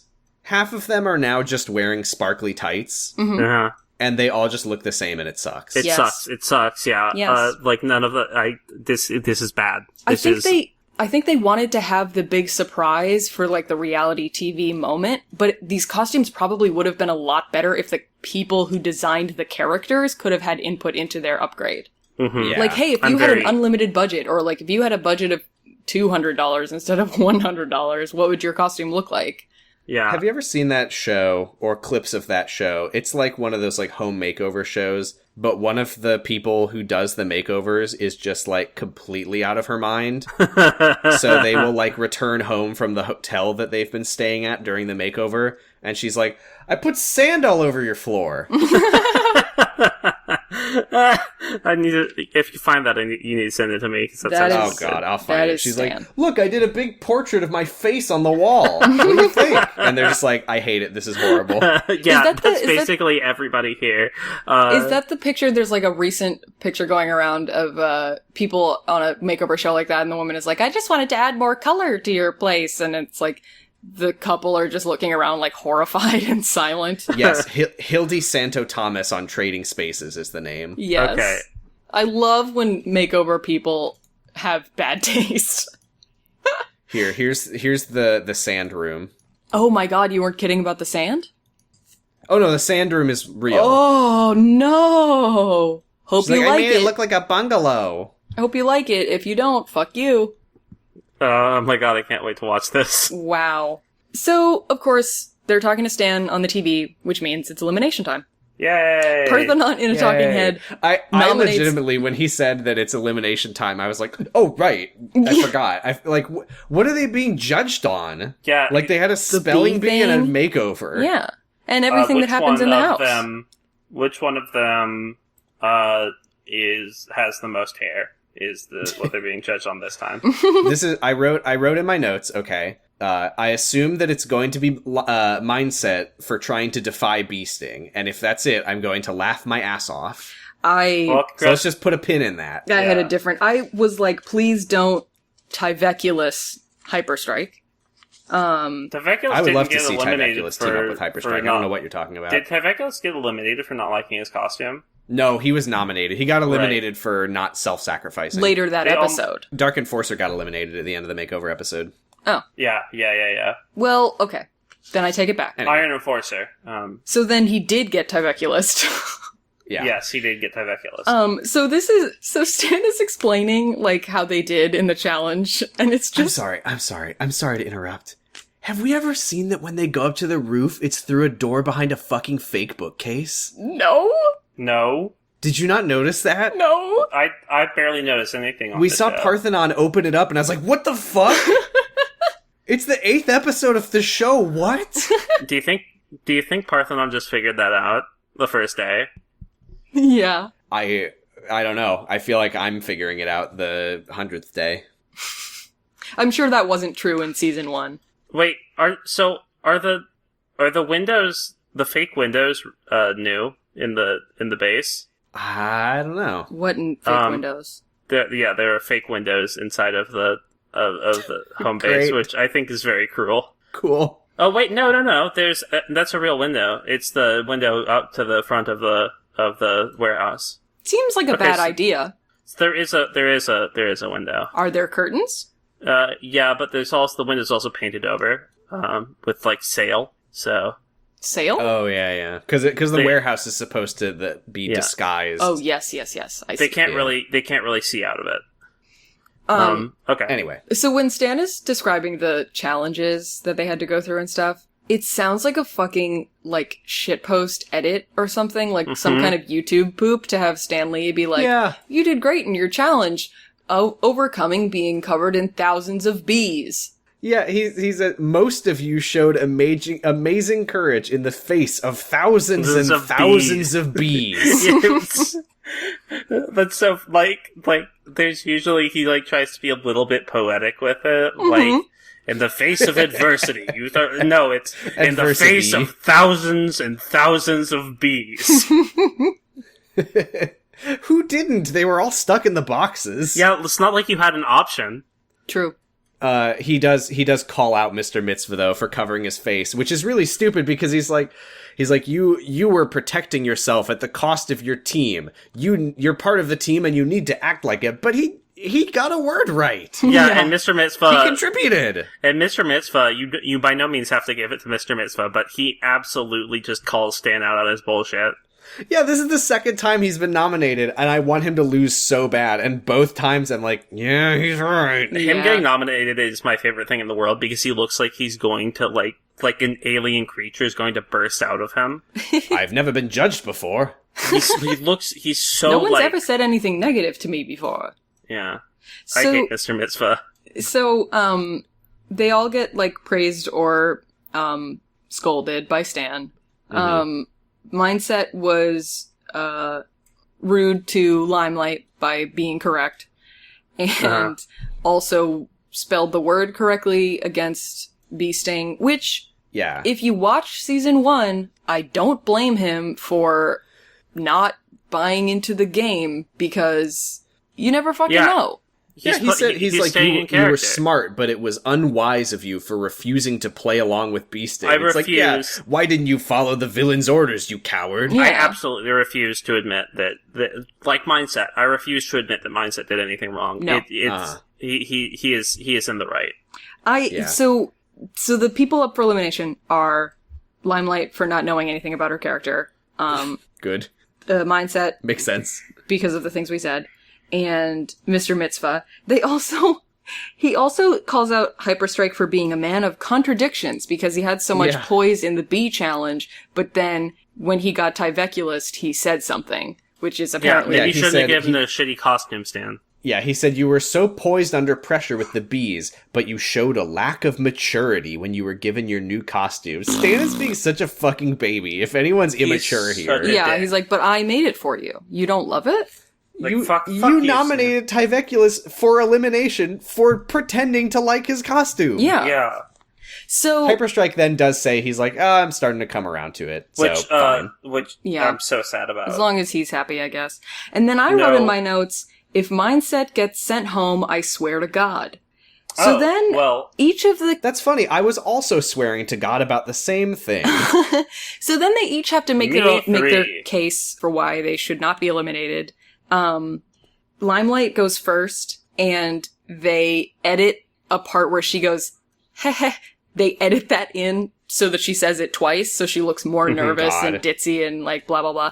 She says the same, like, weird shit that she said before. Yeah. Every courage is a conscious courage. Every choice is a conscious choice. You wanted more courage, and I brought it. She says, as far as my lack of contradiction, I was too excited, and my mouth wasn't able to get it out. But I did have something prepared. Yeah. Which I'm screaming, like, none of them, I'm so angry. She should have been eliminated. She's really annoying. Mindset says, when he is asked to explain himself, he says, for me to spell a word incorrectly would be to lie. And if I have to choose between lying and a slim chance of minor bodily harm, I think the choice for a true hero is very clear. He makes and such Stan's a like, fucking do you think you made the right point. choice? And he says, yes. King. He's so cool. He is. Thank God. Also, I have a theory here, because while Stan does call him out for making Miss Limelight cry, I think he probably apologized to Miss Limelight at the time. Uh-huh. Because we don't see him say anything to her after that. Yeah. And I feel like if they're trying to go with this narrative of, like, he sticks to his guns even when he's wrong, I feel like they wouldn't have taken out a scene of him being like, no, I didn't say anything wrong to her. But which makes me think that he apologized. And also when he's asked to explain himself, he doesn't say anything about Miss Limelight, which again makes me think that he probably already apologized to her. He hasn't done anything wrong, is the thing. Yes. So, in terms of, like, the show, it makes... So, I believe that Mindset did nothing wrong, and I hate Stan. And he was trying he was trying to play Stan's game. I think... He was trying to stand up to the villain. I think the thing I think the thing that went wrong for him was that he was trying to play the game in that he believed that this was a real supervillain who was, like, doing harm. Mm-hmm. Right. But he didn't play into the game of, no, you have to do the game of the show. Exactly. Which you didn't do the fucking spelling bee mindset. Like, the fact that he gets nominated probably tipped him off that, no, it was not a secret challenge to see if you wouldn't stick to your guns. Stanley... Yeah. Our precious Stanley says the right thing to do is to negotiate with terrorists. Right? Yeah. And I mean, literally, that's what this is saying. And that if a serial killer sends you a letter wanting to play a game with you, you should play that game. Right. Write him a letter Who back. doesn't love playing games? Polite. Right. You don't want to be rude to the supervillain. Mm-hmm. Yeah. I'm so pissed about this also, episode. Part of the reason that he's taking issue with what Mindset did is he's like, you put your team in jeopardy without even consulting them. And it's like, he didn't know that they would get swarmed with bees at this point. Yeah. Right. Like, and it's not like they wouldn't get swarmed with bees anyway. Like... Right, if he had spelled it correctly, someone else would have fucked it up, and then the bees would have come out. And what if he just spelled it wrong? There's no ending where there's not 10,000 bees in both phone booths. Well, that's the thing, is that Mindset just didn't behave in a superhero-like fashion when he refused to cooperate with the supervillain's sick demands. He didn't what? He didn't behave in a superhero-like fashion? Yeah, okay, Sam. Great. So then, Mr. Mitzvah goes, and he tries to do the same thing that Mindset did, but he's a stupid idiot, and we don't like him, so it doesn't really work, because he's like, I believe that when I put my blindfold on, that was a good choice because it made me not have to eat a bee. And you know what? I don't disagree with him there. I agree with Mr. Mitzvah here. But I also don't. He's like, actually, I had no trouble buzzing in, and I got a word right. So I didn't hurt the team. Mr. I helped Mitzvah the team. is very good at getting out of the bottom three. Yeah. But then Stan is like, okay, but it wasn't about not getting stung by bees. I'm saying you didn't face your fears. Okay, Stan, thanks. Yeah. Whatever the fuck you say. Yeah. So while... If there was a team that just got 3 words right in a row, they would have just released the bees anyway. Yeah. And then the honey. They'd be like, oh, that wasn't supposed to happen. Bee! Honey, have fun! Somebody spell this word wrong for the show. So, while they're all getting their critiques and stuff, whenever they cut to Mindset, he's so in character, he's doing DreamWorks face. Like, he's standing at, like, a 3/4 angle looking at Stan with, like, his eyebrow raised really high. Like, he just looks like a super genius from the future. I love it. He's literally Megamind. Yeah. He's Mega Mind. He got fucked over for being feedback. And yeah! Yes! You are absolutely so correct. Stan says, Mindset, you are not a team player. He says, Limelight, your pact with the diffuser heartened me, and you really pushed yourself. But I'm concerned that you don't know your own superpowers. Anyway, Mindset's eliminated. I swore to God. Mindset says, on his way out, he says, I stand by what I did. I believe that any true hero should be willing to sacrifice their own well-being for the sake of truth and the greater good. And I'm just like, man, Stan, you really fucked this one up. Yeah! Justice for Mindset! Mindset looks like so, like... in the right, yeah. He got fucked over. He looks so correct. This is classic Stan shit of, like, you didn't play along with my stupid game. You're out. Yeah. Yeah, it seems petty. I hate so Stan now. says, a hero should know when to keep their ego in check for the greater good. The moral of the story is that you should have cooperated with the supervillain without a second thought, and then Mindset puts his new costume in the trash where it belongs. Mm-hmm. Yes. That's the best thing, is that now when they get eliminated, we get to see their awful dog shit costumes destroyed. Yeah, get disintegrated and hit by lightning. Hey, guess what time it is? But that's not the end of the episode. So, before Mindset got eliminated, so it's time. Mindset got eliminated. Oh, yeah. So, wait, we must learn. What? We gotta learn what his powers are. Oh, yeah. Well, I just want to say first, you had mentioned, last week, that there are 2 villains this season, and I really super wanted them to do an Iron Enforcer, Dark Enforcer thing and make Mindset an evil genius, because that would be fucking cool, and he would be back in the show. It would be so cool. That would have been really cool, although I don't think it would necessarily have worked with his whole thing about standing by your ideals. Yeah. Well, maybe he's like a, anti-hero. Like that guy from, what the fuck am I thinking of? Magneto. Like, maybe how Magneto's like... Silver the Hedgehog from Sonic 06, who had to come back in time and kill Sonic because Sonic was the Iblis trigger, so by killing Sonic, it would have prevented humanity's destruction. So Mindset says, you heroes are going to bring out the destruction of the human race, so I have to kill all of you because you're all the Iblis trigger. Stan's ego is too large, and this show is out of control. Yes. And that's why there's no season 3. So he becomes Mindset Mephiles. Anyway. I didn't hear what you said, but I'm sure it was good. Yeah. I think, also, I just want to know, okay, we'll get to it. So here's his powers. We know he has telekinesis. Mm-hmm. He could travel through time, apparently. That's cool. Yeah, he's from the future. He has indestructible armor, or at least he did before the bees destroyed it. Mm-hmm. Yeah. And then the show threw it in the garbage. I love that concept of like a telekinetic tank. He can sense danger. Okay. Yeah. And my favorite power, Advanced Mind, makes him an excellent problem solver. Ooh, that's a good power. It's true. That's Logic a power in that gaming. you and me can have. Yeah. I mean, he can watch Rick and Morty. Anyway. Basura goes... Advanced intellect allows him to watch and understand the jokes of Rick and Morty. Basura goes back to her old hair, by the way. They give her the new hair, and she puts the honey back in it. Oh, sorry. No. And she goes back to her old hair. Good, yeah. So now they have a fun surprise for the superheroes. Cancer, apparently. Because they open the cabinet and it's full of, like, incredibly strange green light. Radiating off of, yeah. Yeah, it's full of radiation. And also you know what? Apple Watches. I would rather that be the case than what it actually is. It's Fitbits! They all get a Fitbit. It's not even... It's the communicators! The show is saved! This is before, Yay. like, Apple Watch, too. So these are just square watches that they have to pretend are video communicators. They have a working display. Why did they hold off until now, anyway? They could only afford 8. Oh, wait, they have that shitty robot toy. I'm looking at the video. They have that, I'm gonna... What the fuck was this thing's name? It was Rock'em Sock'em Robots. No. It was like... Rob. The dog? Robo Sapien, I think, was its Robo Sapien? Yeah.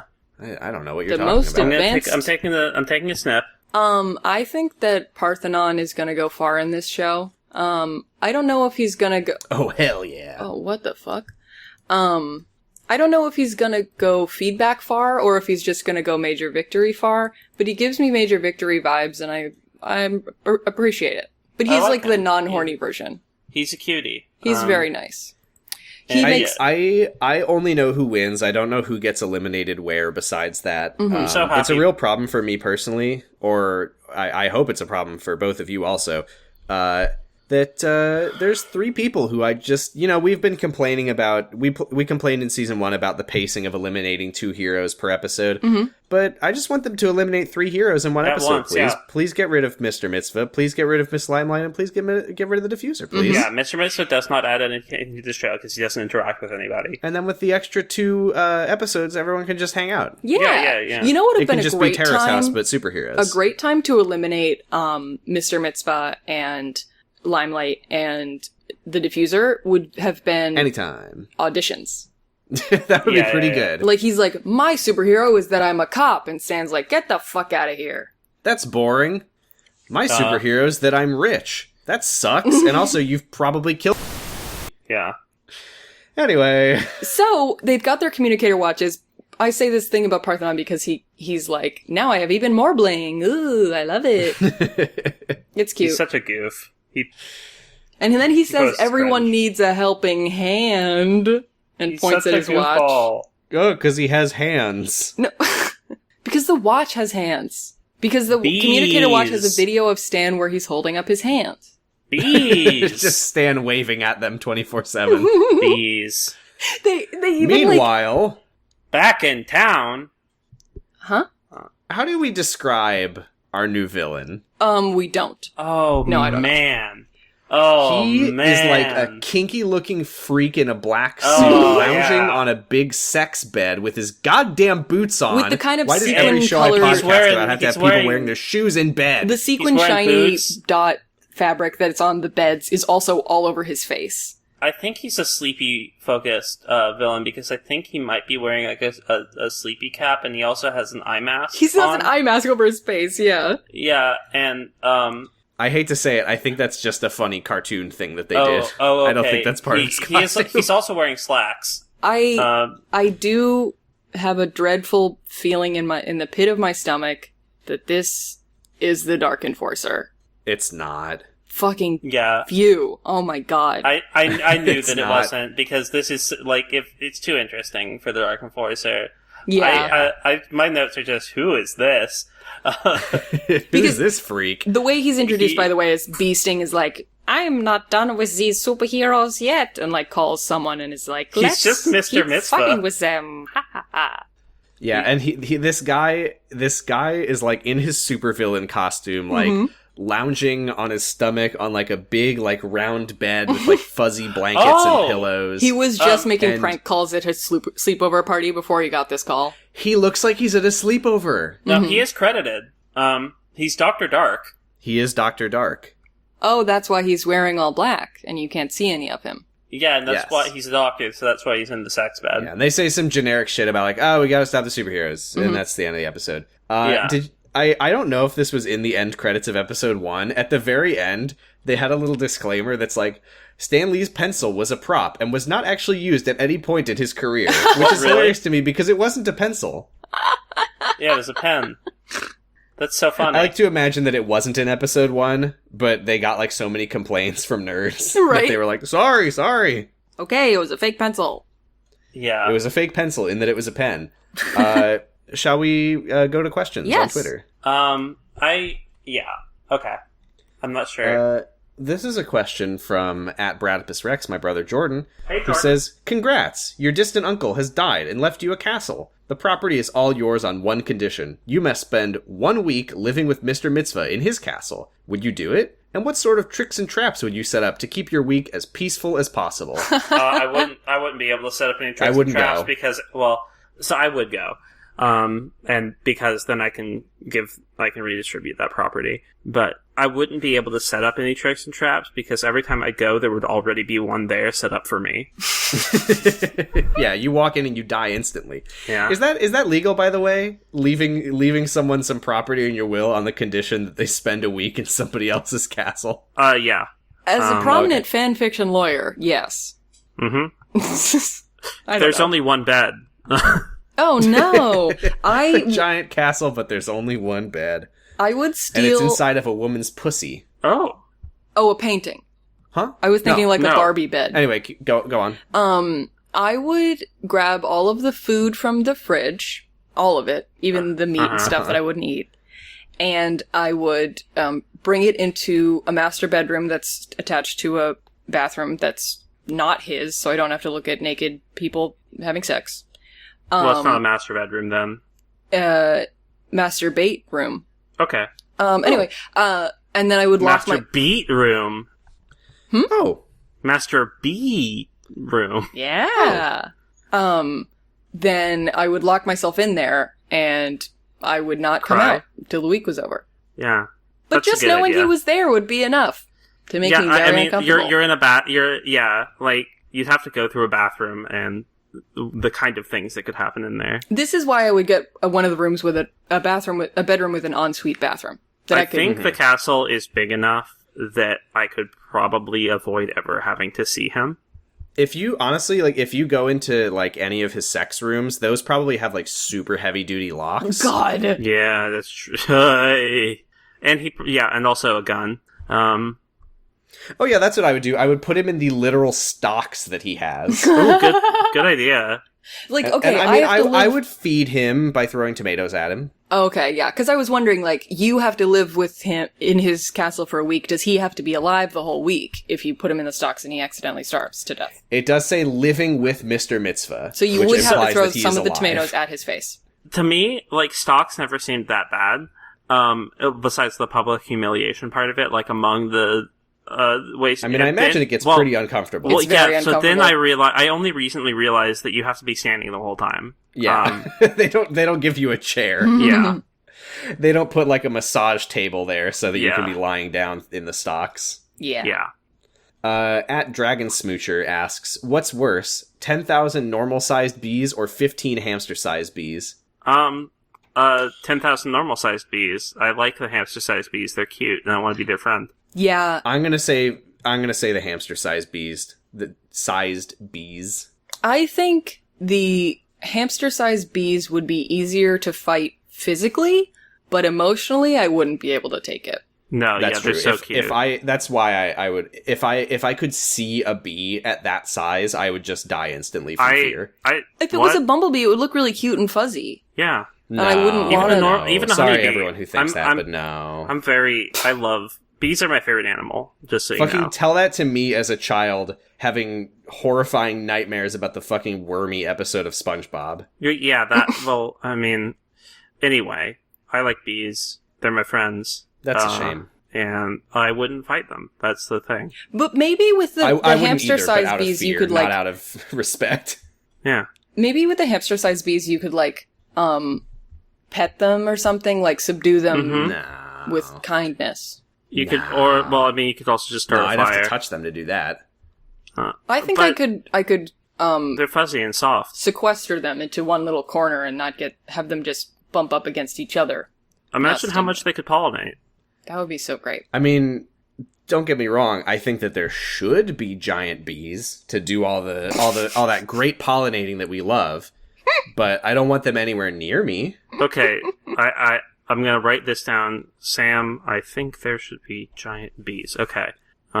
Sam loves giant bees. Thank you for the question. Sam loves giant bees. Me too. I don't love everything that should exist. What's our next question? Okay. Yeah.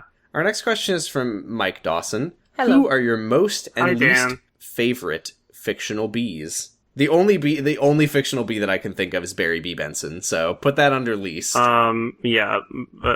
Benson is probably my least favorite. Mario in the bear in the not the bear suit. Mario in the bee suit I put under dislike. I would say the Minecraft bee very high up. Pretty good. Square bee. I haven't played enough Minecraft to know it's like a giant cubic bee. It's very good.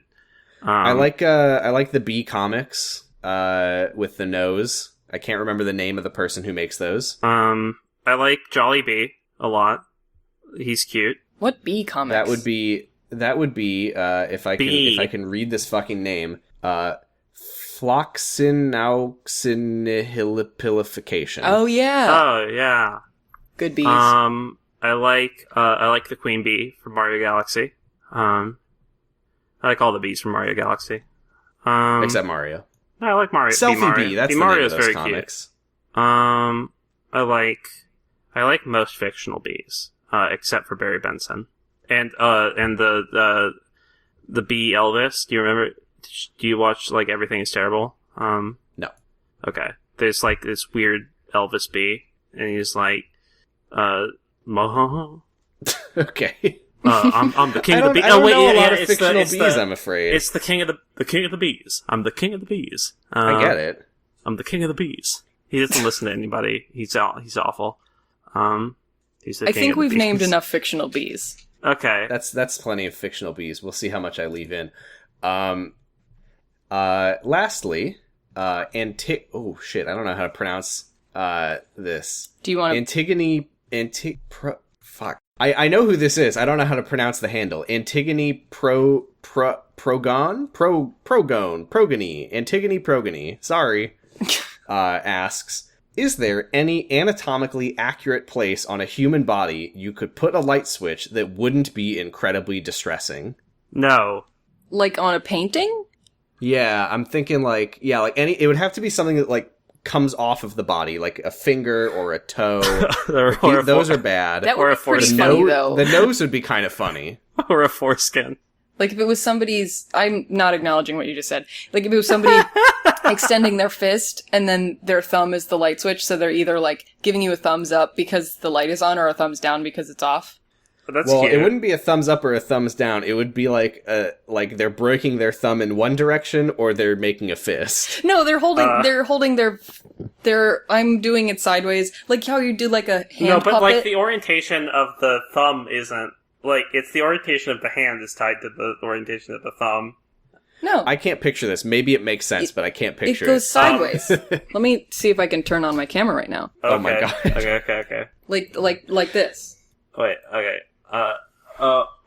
That's not how you get a thumbs down, though. I know, but this is close enough. I believe it. I guess it works. This is great audio. This is... You know what? I'm one to talk. Sorry for we lost the Val. bad radio. Val just left the call entirely. Did I just leave the chat? Val, come back. Val, I'm sorry. Oh, there you are. Okay. I think a nose light switch would be very funny. Yeah, nose I think is the right answer. Okay, great. I'm glad we got this right.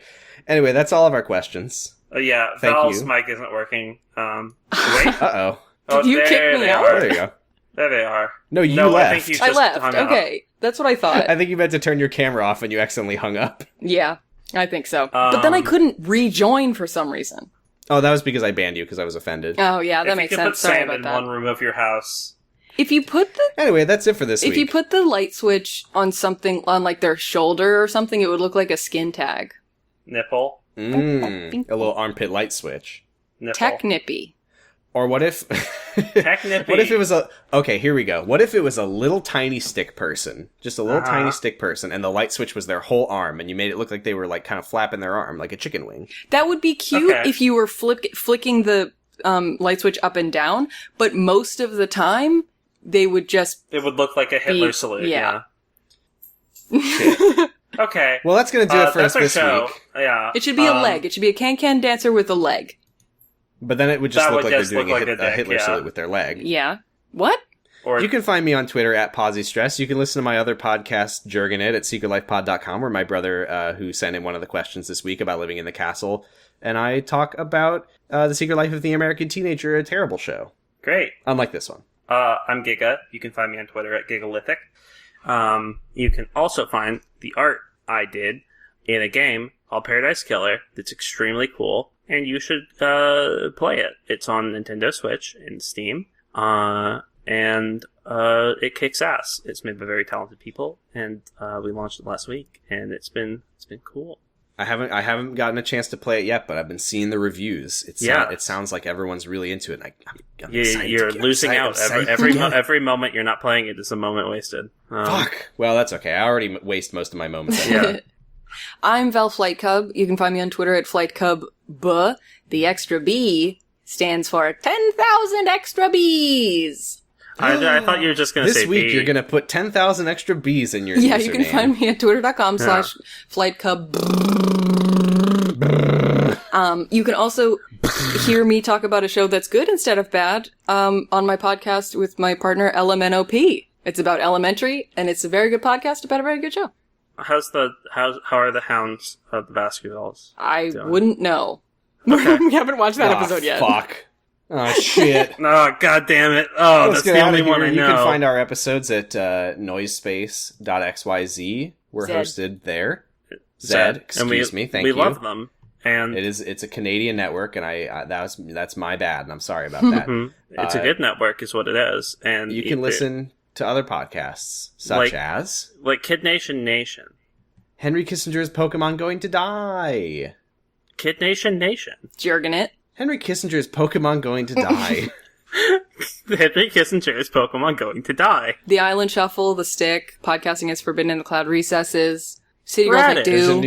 There's a new Wonder Yeerks for the first time in Wonder a while. Yeeks.